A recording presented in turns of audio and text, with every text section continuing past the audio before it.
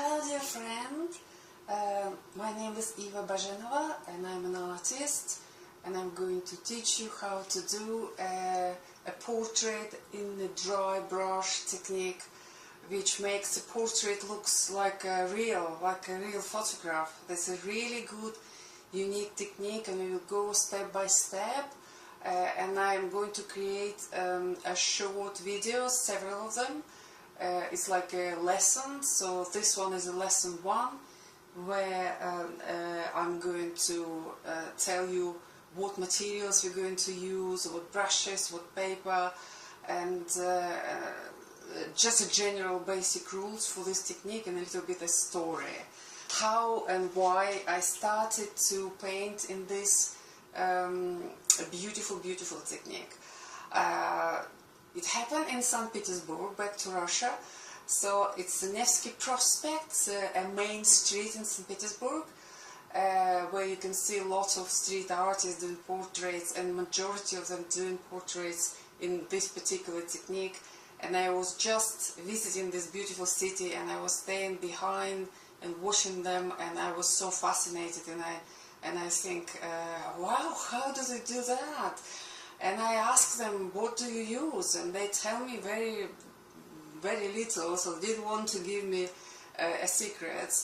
And then I come back to UK, and I look in YouTube, the information, but the all information I find it was in Russian, which is good for me because I'm Russian.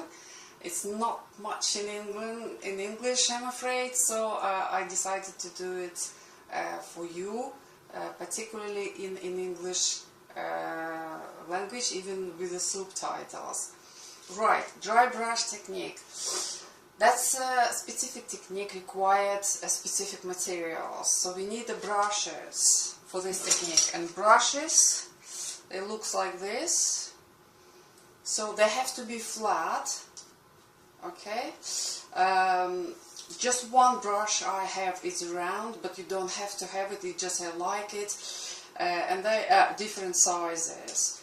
The secret of the brushes is they are bristle. Bristle means they are made from the natural animal's hair, and it's like a hog, no squeals, no camels, because they're very soft, so they can be mixed like a synthetic and a natural hair.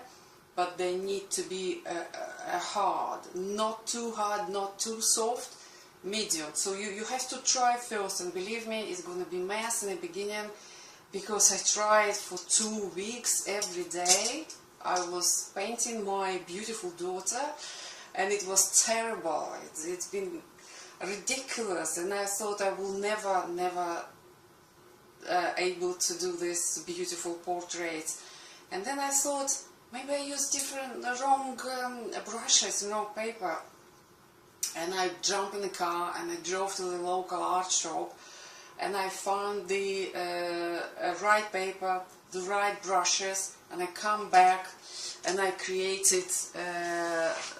That was my first proper dry brush portrait. After this, you can see difference. So, and those, it's the same. It's my practicing for 2 weeks. They're dirty, they're ugly, they're ridiculous. And all of a sudden from this, I jump to that. There's no bridge between them. It's just one step, this one, and all of a sudden I created that one. And it's all because I use a right brushes and the right paper. The paper, a lot of artists using dry brush technique, using the watercolor paper, and I try it. This one is the watercolor paper.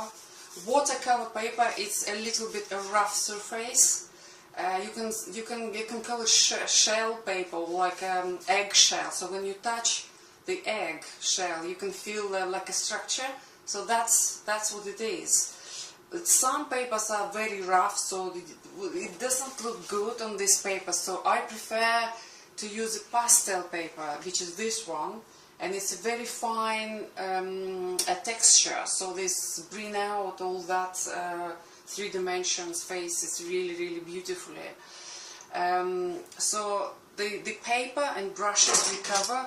The brushes I'm using it's Harris, and you can buy it, this big one, better to buy from the building shops like B&Q or Homebase, because it's not an artistic brush, it's a brush for inside and outside decoration. But the small size brushes are probably better to find in the art shops. Also for this technique you need this kind of pad, like a cotton pad, very cheap ones you can buy in the shop. Because the principle of this technique is you need to rub in a paint, and a paint is an oil paint. So what you do with the brush, you actually rub in the paint. It's like a pastel but with the oil, and if it's something you need to correct, or you're not satisfied, or you need to make it more spread up, you need to use this part to make a tone for the skin. We need a razor as well, so I made it a triangle because we use a sharp end and a flat end as well. And I would like to say, so this is a full member of the creating process. It's as important as the oil and brushes. So please make sure you buy a good, not soft, not hard, like a medium razor. And I prefer the Faber-Castell. I think that's probably the best. I try lots of razors and not as good, so this one is the best, and I recommend Faber-Castell if you can find in your local shops. Also you need just a toilet paper or just a normal cloth or paper, because the technique called dry brush, that says everything. So the brush has to be dry, no water, no white spirit, no mixture, you have to understand. So that's gonna be a dry brush, practically dry, not 100%. We use oil, it's no acrylic, no, it's only oil, and it's black oil. You can mix black with blue or green, so it's create like a bluish effect, which is more photographic effect, if you like. To be honest, I use any oil as long as it's black. And you only need a very small amount oil. Put it on the top of the brush, and then you have to spread this oil on the paper, and I will show you how to do that in the next lesson. And this is only beginning, so we cover materials and a little bit of story.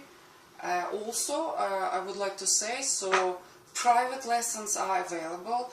For my tutorials, for all my lessons, I will show you general technique, how to use it in general, like a basic rules.